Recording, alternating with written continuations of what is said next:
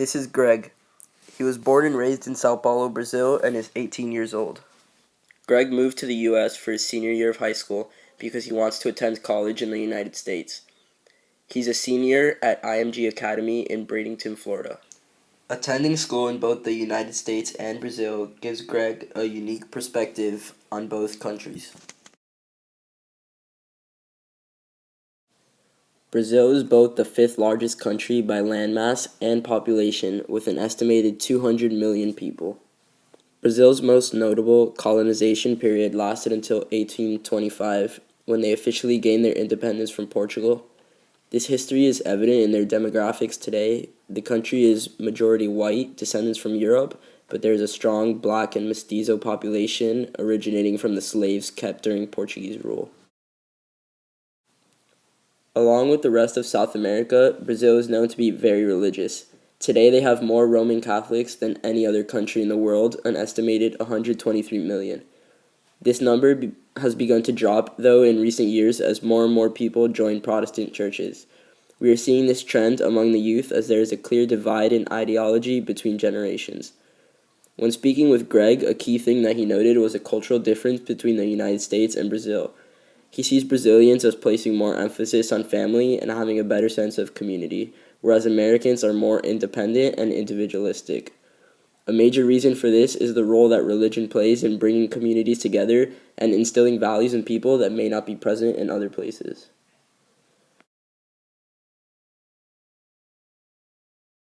Brazil's government is a federal republic consisting of 26 states, with the capital in Brasilia.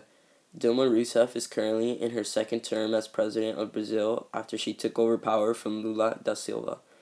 Their socialist party, called Partido dos Trabalhadores, or the Workers' Party, has been in power since 2002.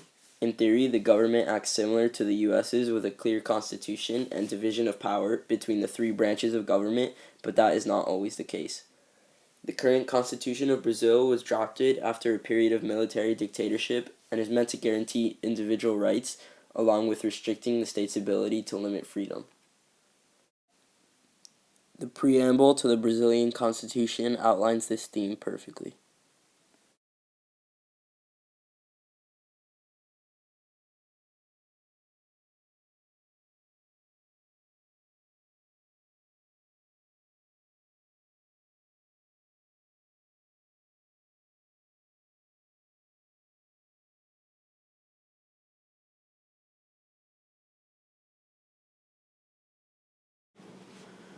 Former President Lula da Silva was elected into power by the largest margin of victory the country has ever seen.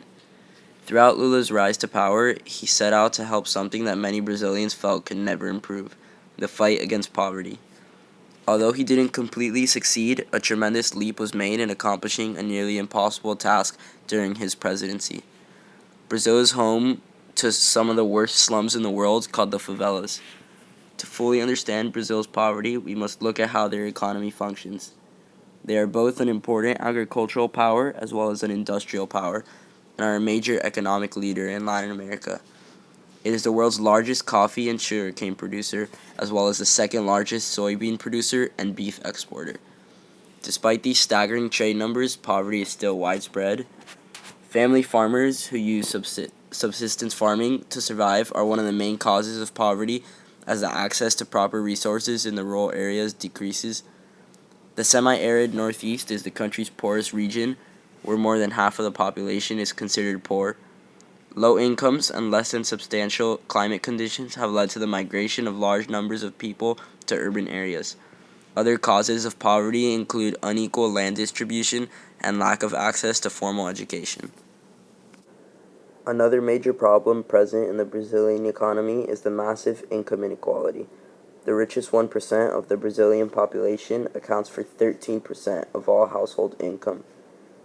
The rural and urban divide previously mentioned also accounts for this income disparity, along with low levels of education. Here's a clip of Greg speaking about the education in Brazil. Public education.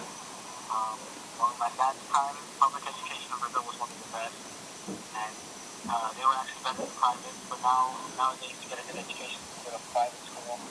He cannot speak for every school in either country because his family is well off and he was privileged with a good education. But the overall consensus is that the school system in the U.S. is better than that in Brazil, and this is the main reason why Americans are more successful. A desire of many kids growing up is to attend college in the United States, but this is only a reality for the wealthier families. The U.S. is one of Brazil's major trade partners, accounting for about 20% of their total exports. I asked Greg what he thought about U.S.-Brazil relations economically, and he immediately said that the U.S. is vital to their success, and many people in Brazil have the desire for their country to be more like the United States. Brazil is still considered developing as one of the BRIC countries, but the desire to catch up to the world leaders and impact the world in positive ways is definitely there. An undeniable part of Brazilian society is its connection to soccer. This is something that Greg and I bonded over as we both play the sport and attended the World Cup in Sao Paulo. Sadly, something that has recently come with FIFA is massive amounts of corruption, but this is not new in Brazil. President Dilma Rousseff is under investigation for the disappearance of millions of dollars from a major oil company. Because the government is socialist, Rousseff is the owner of Petrobras and is responsible for anything that goes on with it. She is facing the court system as the Brazilian people call for her impeachment at just the start of her second term. There is no doubt that the World Cup was an event that poured money into a struggling economy. Although it ended up running smoothly, many complications hindered the process before the start of the games. Subway strikes in major cities such as Sao Paulo, which already suffers from terrible traffic, and other protests threatened the government and its ability to conduct a successful event.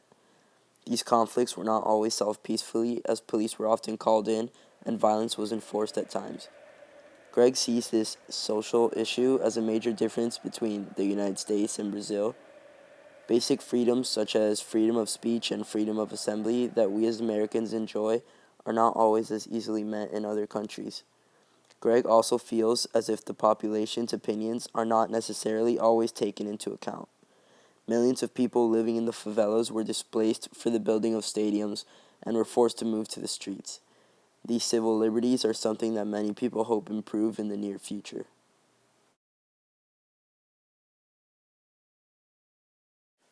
One thing about Brazilians, unlike Americans, Greg says, is that they are still relatively optimistic about the future of their country, despite recent events. Things like high inflation and corruption in the government have caused Brazil's economy to falter, but there is hope that they will rebound. Their large area and population makes them a prime candidate to become one of the world's leading countries. This hope comes from problems being addressed that have not been before. Sanitation in the poorest parts of the country were a major issue, but recent efforts have improved the overall quality of life. A crackdown on crime and drugs in the favelas through special force units has made the country safer. And finally, the 2016 Olympic Games are said to be held in Rio de Janeiro. The hope is that in opening up their country for the world to see once again, money will pour into the economy and there is a good possibility of revival. Brazilians are hopeful of what the future holds for them and look to become a global superpower like the United States.